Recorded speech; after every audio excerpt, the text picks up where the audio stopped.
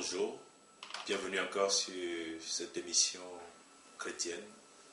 Et je dis encore que le Seigneur vous bénisse une fois de plus ce matin pour la gloire de l'Éternel, notre Dieu.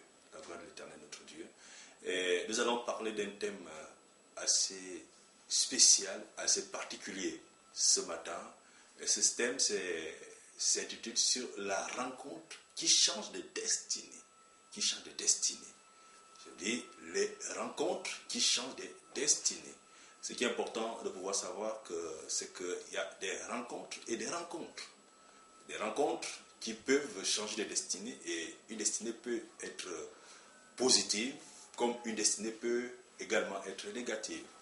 Mais aujourd'hui, en tant qu'enfant de Dieu, en tant que chrétien, en tant que chrétienne, il est important de pouvoir savoir que lorsque nous rencontrons quelqu'un, lorsque nous rencontrons un homme, lorsque nous rencontrons une femme, normalement, Dieu met tout un processus en marche afin que notre destinée soit changée et positivement. Voilà pourquoi, si nous pouvons revenir à la parole, parce que la parole est notre référence par excellence. La parole de Dieu, dont je parlais de la Bible. Lorsque nous venons dans le livre de 2 Rois, chapitre 5, à partir du verset 1, nous lisons de l'histoire de Naaman, le Syrien. L'histoire de Naaman, le Syrien, nous pouvons constater qu'il est rentré en contact, réellement en contact, avec une jeune dame, une jeune fille qui était servante de sa femme, une Israélite. Et la Bible nous dit que Naaman était un Syrien, était un grand chef d'armée de la Syrie. Et c'est quelqu'un qui était d'une importance capitale à l'endroit de son gouvernement, à l'endroit de sa nation. Et la Bible nous dit que Naaman avait un problème. Il était malade et il souffrait de la lèpre. Mais à cause réellement de cette lèpre, donc Naaman ne pouvait pas retrouver la paix. Il ne pouvait pas être en paix, non seulement dans son intérieur, dans tout ce qu'il entreprenait, dans tout ce qu'il faisait. Et voilà pourquoi un jour, puisque la servante de sa femme était une Israélite, et elle vient s'adresser et dit, non, si mon Seigneur pouvait partir chez moi là-bas, en Israël, parce que nous avons un prophète qui est là-bas, qu'on appelle Élisée, je pense qu'il va trouver réellement la solution à son problème. Mais Monsieur Naaman n'était pas convaincu de cette parole. Mais à cause de la souffrance, à cause de la gravité de cette maladie, il a quand même pu accepter. Voilà pourquoi il est allé voir le roi de la Syrie. Nous savons qu'il n'y a que des gens d'une certaine catégorie qui peuvent réellement se rencontrer. Donc, or, le problème de Naaman ne pouvait pas réellement être résolu à l'endroit de ses homologues. Et voilà, quand il effectue le déplacement, quand il arrive devant le roi d'Israël, le roi même va se fâcher et dit, est-ce que je suis réellement un Dieu pour pouvoir trouver la solution à ton problème? Je vois que pour l'instant, tu souffres de la lèpre. Est-ce que vraiment je suis un Dieu pour pouvoir guérir ta lèpre? Mais comme Élisée était déjà au courant qu'il y a quelqu'un qui était réellement à sa recherche, mais cette personne n'était pas allée s'adresser aux bonnes personnes. Elle est allée s'adresser au roi d'Israël. Et lorsque Naaman est parti s'adresser au roi d'Israël, après que le roi a vu tout simplement qu'il ne pouvait pas trouver la solution au problème de M. Naaman, le Syrien, il a commencé à s'interroger. Il a commencé à se fâcher même à la limite. Et lorsque le prophète Élisée réellement est venu vers le roi d'Israël, à ce moment, nous pouvons constater qu'à partir de cet instant, les choses vont commencer à être un peu plus claires. Et Naaman a su qu'il devait réellement aller rencontrer le prophète Élisée. Lorsqu'il était en direction vers le prophète Élisée, à l'entrée de la porte, pendant qu'il était même encore au niveau de la porte, la Bible nous dit, lorsque nous sondons les Saintes Écritures, lorsque nous lisons la parole de Dieu entre les lignes, nous pouvons constater que le prophète étant dans la maison va envoyer ses messagers. Et il va leur dire que allez-y dire à ce Syrien d'aller plonger dans le Jourdain à 7 reprises pendant cette fois, et il va trouver la solution à son problème. Et Naaman même va commencer à se fâcher et il va dire, est-ce que je n'ai pas laissé des fleuves chez moi? Est-ce que je n'ai pas laissé des rivières chez moi pour venir ici pour chercher réellement la guérison à ma maladie? J'aurais pu me plonger dans des rivières, dans des fleuves qui se trouvent en Syrie. Pourquoi venir ici pour aller plonger certainement dans le Jourdain? Et les serviteurs de Naaman le Syrien, ce chef d'armée, et lui ont dit tout simplement que si l'homme de Dieu t'aurait demandé quelque chose de plus compliqué, tu l'aurais fait. Mais il t'a dit tout simplement d'aller plonger dans l'eau, dans le Jourdain. Mais maître, va tout simplement plonger dans le Jourdain. Et puis maintenant, ce qui va se passer, on va voir. Et lorsque Naaman a écouté cette parole, il est venu, il est allé plonger dans le Jourdain.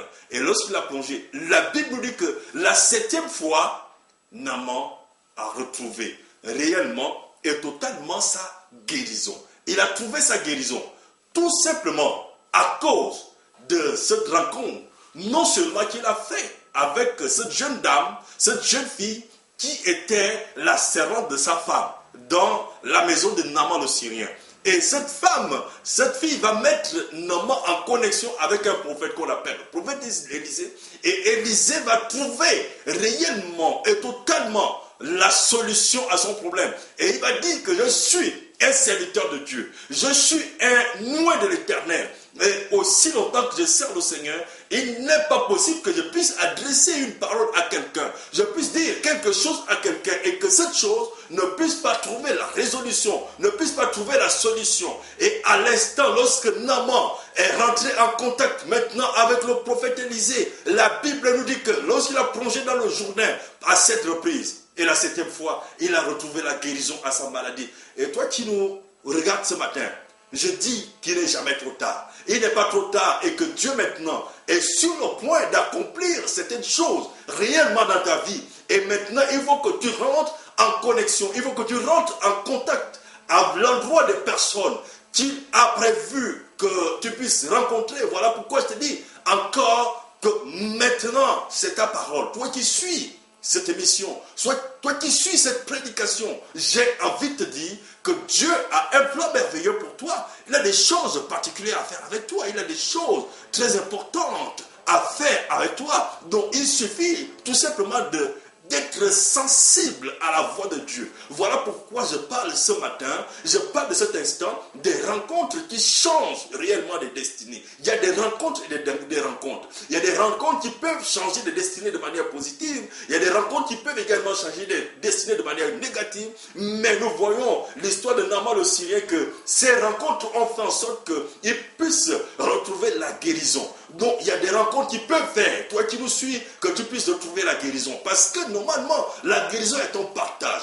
Dieu veut que tu sois guéri. Quelle que soit la maladie. Dieu veut que tu sortes de la situation dans laquelle tu traverses depuis un certain temps. Il veut tout simplement que ces choses puissent s'accomplir réellement et totalement dans ta vie. Bien-aimé dans le Seigneur. Bien-aimés frères et sœurs, toi qui nous regardes ce matin, certainement cette parole te concerne. Je suis sûr que cette parole te concerne. Je suis sûr que cette parole va changer de destinée. Je suis sûr que cette parole que tu as écoutée ce matin va faire en sorte que les choses ou bien les circonstances de ta vie puissent changer totalement et catégoriquement pour la gloire de l'Éternel des armées. Dieu ne fait jamais rien au hasard. Lorsque Dieu fait en sorte que ces enfants puissent se rencontrer parce que tout simplement, il a prévu des choses extraordinaires, des choses merveilleuses. Maintenant, c'est à toi d'être sensible. Lorsque Jésus part, il dit à ses disciples que je ne vous laisserai pas orphelins, mais je vous enverrai le Saint-Esprit. Et le Saint-Esprit va vous conduire dans toute la vérité. Et vous allez faire des choses extraordinaires. Lorsque nous regardons dans la Bible, le livre de Actes des Apôtres, chapitre 1, dans le verset 8. La Bible dit que lorsque vous recevrez le Saint-Esprit, vous allez recevoir ce qu'on appelle une puissance. La puissance de Dieu surviendra sur vous. Lorsque tu rencontres le Saint-Esprit totalement et puissamment dans ta vie, ça change forcément. Ça change le cours des circonstances, le cours des situations dans ta vie. Donc, Monsieur Naaman, le Syrien, certainement il n'était pas sensible, mais il a été conduit par cette femme israélite, par cette jeune fille israélite qui vivait dans leur maison, mais qui, par contre, qui avait été conduit par le Saint-Esprit pour pouvoir aller dire à Naaman que là où tu es là, c'est vrai que tu as la lèpre, c'est vrai que tu es désespéré, mais je suis sûr que nous prions un Dieu vivant en Israël. Il suffit tout simplement d'aller rencontrer l'homme de Dieu, le prophète Élisée. Et totalement, effectivement, il va trouver la solution à ton problème. Bien-aimé dans le Seigneur, je suis sûr qu'en écoutant cette parole, en écoutant ce message ce matin, Dieu veut accomplir des choses merveilleuses. Dieu veut réellement intervenir totalement et pleinement dans ta vie afin que le cours des circonstances et que les situations dans lesquelles que tu traverses depuis un certain temps puissent totalement changer. Voilà le message que je suis réellement en train d'apporter ce matin. Je me rappelle encore de cette jeune dame qui était venue à l'église une fois et elle m'avait dit, elle était venue se confier à moi en me disant que l'homme de Dieu, révérend, je vois que ma vie, depuis un certain temps, tourne en rond. Les choses ne marchent pas. Et à chaque instant que j'entreprends quelque chose, les choses ne marchent pas. Les choses n'évoluent pas. J'ai dit à cette dame, c'était une femme, bien sûr, j'ai dit à cette dame qu'à partir de cet instant que tu m'as rencontré, je suis sûr que les circonstances des choses vont commencer à réellement changer dans ta vie. Parce que Dieu a permis qu'elle puisse me rencontrer et lorsqu'elle m'a rencontré, les choses ont commencé réellement à changer. Nous avons prié, nous avons fait certainement un travail spirituel, nous avons prié et Dieu investi de cette autorité, a commencé réellement à toucher cette dame, a commencé à toucher cette femme, et les choses extraordinaires ont commencé réellement à se manifester totalement et complètement dans sa vie, pour la gloire de l'Éternel des armées.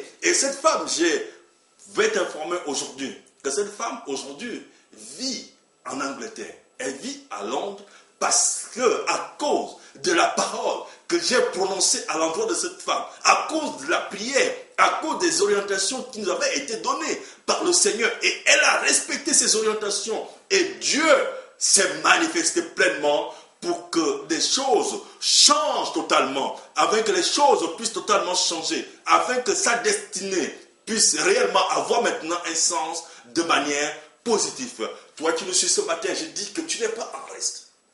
Dieu va forcément agir. Dieu va intervenir. Dieu veut faire quelque chose de particulier. Dieu veut en sorte que les situations puissent changer. Mais tu as toute la plénitude avec toi. Tu as toutes les grâces de Dieu, les grâces abondantes.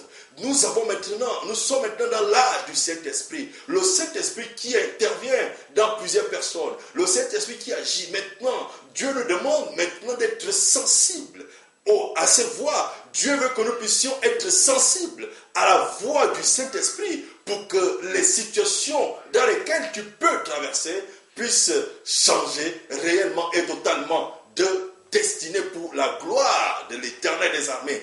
Bien-aimé dans le Seigneur, je suis maintenant en train de te donner ce message afin que tu puisses aller de gloire en gloire, que tu puisses aller d'élévation en élévation, que tu ne puisses pas rester la même personne, parce que Dieu est bon, Dieu agit, Dieu intervient, parce que nous devons penser que Dieu nous a investis de cette autorité glorieuse pour que nous puissions faire des choses extraordinaires.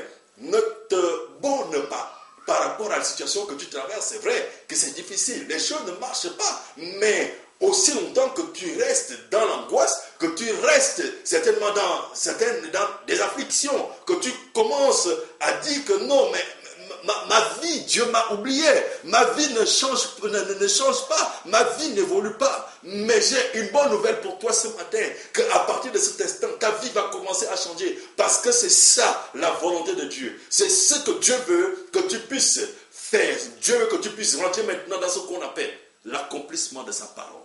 Bien-aimé dans le Seigneur, maintenant, nous allons passer à la prière. Et j'aimerais que tu puisses toucher ton poste récepteur. Parce que cette rencontre, parce que ce message, certainement a fait quelque chose d'extraordinaire, quelque chose de particulier dans ta vie. Je prie avec foi. Et toi aussi, qui as suivi ce message, reçois ce message avec foi. Parce que par rapport aux circonstances que tu traverses depuis un certain temps, je suis sûr que Dieu maintenant investi de son autorité, maintenant va agir. Incline ta tête, maintenant je vais prier. Seigneur Père, éternel, je te prie maintenant pour que la gloire de ton nom soit manifestée à l'endroit de tes enfants. Sois élevé, Père, sois magnifié, sois exalté pour la puissance de ton nom. Je parle à cette personne qui suit cette émission. Je parle à cette personne qui écoute ce message ce matin. Que ta destinée désormais est totalement et radicalement changée au nom de Jésus-Christ de Nazareth. Pour la gloire de ton nom. Sois élevé, Père. Sois magnifié. Sois exalté. Nous te prions afin que ton nom soit exalté, que ton nom soit glorifié pour la puissance de ton nom. Je te remercie, Père, parce que je sais que tu m'exauces toujours.